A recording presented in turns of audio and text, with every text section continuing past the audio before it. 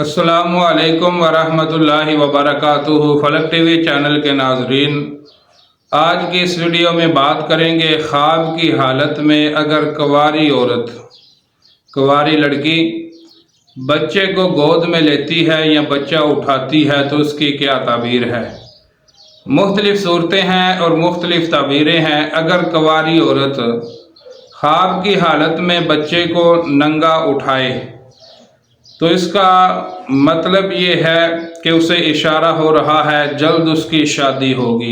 अगर ख्वाब की हालत में औरत ने जो बच्चा उठाया है उसने कपड़े पहने हुए हैं तो इसका मतलब है उसकी शादी होगी, लेकिन जल्दी नहीं होगी, अभी ताख़ीर है।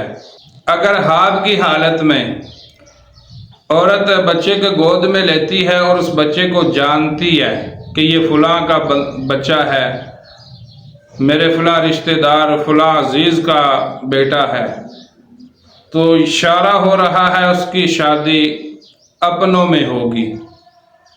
अगर जिस बच्चे को उठाया है उसको जानती नहीं है तो गैरों में शादी होगी।